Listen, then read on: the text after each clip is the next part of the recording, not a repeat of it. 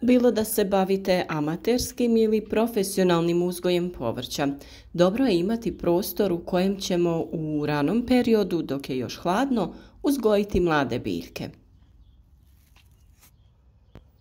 To je upravo ovaj period kada se dan produžava, a zimi se bliži kraj. Zbog toga ćemo danas pričati o ovoj temi i načinu na koji možemo napraviti klijalište za naše biljke. Uvijek smo tu da vam pokažemo nešto novo i nadamo se da će vam i ovaj video biti zanimljiv. Podržite naš rad sa like ispod videa i podijelite ga sa prijateljima na društvenim mrežama. Topla klijališta su se oduvijek koristila za rani uzgoj mladih biljaka, ali s vremenom su primijenjene nove ideje za zagrijavanje tih prostora. Zbog toga ćemo podijeliti klijališta prema načinu zagrijavanja na one sa prirodnim izvorom zagrijavanja i one kod kojih se za zagrijavanje koristi električna energija ili centralno grijanje. Ukoliko biljke uzgajamo za svoje potrebe, ali i za podmirivanje manjeg tržišta, dovoljan je i mali prostor da bi se dobilo jako puno biljaka. Samim tim, ako se neko želi baviti uzgojem mladih sadnica povrća za prodaju, tada bi preporučili ovakvo ili slično klijalište. Zaista na prostoru od 1 kvadratnog metra može se uzgojiti na stotine različitih biljaka. Prvo na što treba obratiti pažnju kada je u pitanju izrada klijališta jeste izvor toplote koji će zagrijavati taj prostor. Ako se radi o prirodnom zagrijavanju, tada se koristi stajsko gnojivo koje se u debelom sloju složi ispod klijališta. Toplina se dobiva nakon što se aktiviraju mikroorganizmi u stajnjaku, nakon čega toplota prelazi u gornje slojeve tla i supstrat u kojem uzgajamo mlade biljke. Ovaj način je dobar, ali trebamo biti oprezni kod pojave niskih temperatura. Osim toga, potrebne su velike količine stajnjaka, jer debljina sloja mora biti oko pola metra. U današnje vrijeme teže je doći do stajskog gnojiva, pa se okrećemo drugim načinima zagrijavanja prostora u kojem ćemo uzgajati biljke. Umjesto da se tlo zagrijava stajnjakom, može se iskoristiti centralno grijanje na način da se na određenu dubinu postave crijeva kroz koje će strujati topla voda iz centralnog grijanja. Naravno, ovaj način grijanja primjenjuje se u profesionalnim rasadnicima gdje su klijališta velike površine. Za mala klijališta mogu se koristiti električni grijači koji se stave na dno klijališta preko kojih se dodaje supstrat u kojem se uzgajaju biljke. Za manje profesionalne načine zagrijavanja možemo se poslužiti sijalicom koja će zagrijavati prostor iznad biljaka. U tom slučaju treba biti oprezan jer je često ovaj prostor prepun vlažnog zraka pa dolazi do kondenzacije. Zbog toga su idealne se pokazale LED lampice koje rade na manjem naponu koji nije opasan za čovjeka i ne može uzrokovati štetu.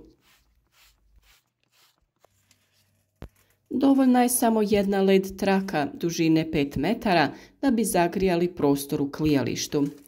Pored toga što ove LED lampice proizvode malu, ali dovoljnu količinu topline, one isijavaju i svjetlost.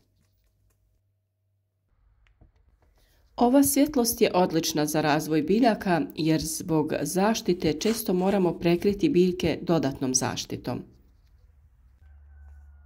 Time biljkama uskraćujemo dotok prirodnog sunčevog svjetla. LED lampice su odlična zamjena i uvijek ih koristimo za naša klijališta. Radi lakšeg zagrijavanja biljaka od izolirajućeg materijala napravimo kutiju u kojoj ćemo uzgajati biljke. Za to se najbolje pokazao stiropor. Pored toga što čuva toplinu, veoma je praktičan i jednostavan za rad. Za spajanje ovog materijala iskoristiti ćemo pur pjenu. Već nakon 1 sat spojevi su suhi i nakon odstranjivanja viška pjene naše klijalište je spremno za upotrebu. Ovakvo klijalište može se držati u zatvorenom prostoru, ali i na potpuno otvorenom. Čak i temperature u većem minusu neće ugroziti biljke u njemu. Mi naše klijalište držimo u plasteniku gdje cijelu zimu uzgajamo zeljasto povrće. Probušiti ćemo rupu i kroz nju uvući kablove za led trake. Njih ćemo pričvrstiti na bočne strane klijališta. Budući da su dosta duge, nećemo ih skraćivati. Pričvrstiti ćemo ih sa žicom koju smo narezali i savili je u obliku slova U. Da bi led trake bile stabilne, pričvrstiti ćemo ih sa žicom na svakih 20 cm.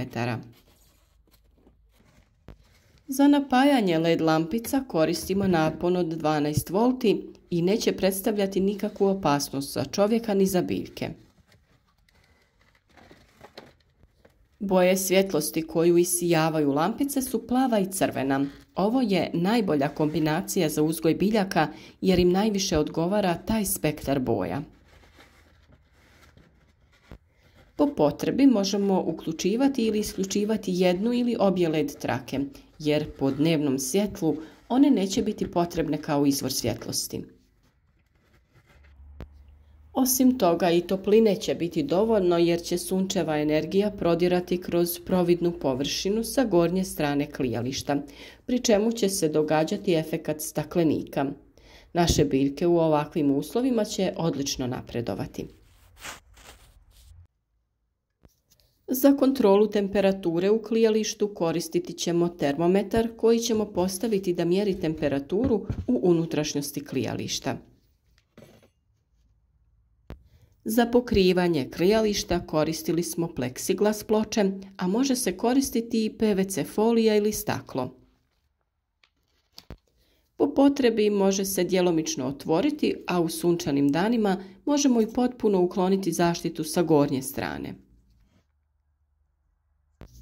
Ovo klijalište će nam poslužiti i za razvoj mladih biljaka koje smo sijali i kalemili u ranom stadiju, ali prvenstvena namjena će biti uzgoj mladih sadnica povrća. U narednom periodu ćemo dodavati sjemena raznog povrća koja ćemo odvajati u malim PVC posudama poput ovih. Nakon što sjeme nikne i biljke izrastu i dobiju 2 do 4 lista, izvršiti ćemo pikiranje i odvojiti biljke u zasebne posude. Sve o načinu uzgoja sadnica povrća pokazati ćemo u videima koji slijede u narednom periodu, pa ostanite s nama. Pokazati ćemo vam sve što je potrebno da znate o uzgoju povrća od sjemena do ploda. Hvala vam na divnim komentarima koje nam pišete ispod videa iz svih dijelova svijeta. Puno nam znači kada pročitamo komentare iz Južne Amerike, Australije, gdje se sada već beru plodovi u vrtovima. Lijepo je znati da je ova naša zajednica tako velika i nadamo se da ćemo u narednom periodu biti još veći i prepoznatljiviji, naravno po dobrim savjetima o uzgoju voća i povrća. Naš rad podržite na jednostavan način. Podijelite ovaj video sa prijateljima na društvenim mrežama. Označite ga sa like i pišite nam od kuda nas pratite. Pišite nam kako vi uzgajate mlade sadnice povrća, kada krećete sa sjetvom, da li ste pripremili sjeme i kupujete li sjeme ili čuvate vlastito sjeme biljaka. Uvijek volimo čuti vaša iskustva, jer tako razmjenjujemo savjete i svi zajedno možemo pomoći onima koji žele da budu uspješniji u uzgoju biljaka. Svakako da je podrška vrlo važna, pogotovo za one koji tek kreću u avanturu uzgoja i svaki savjet im je dobrodošao.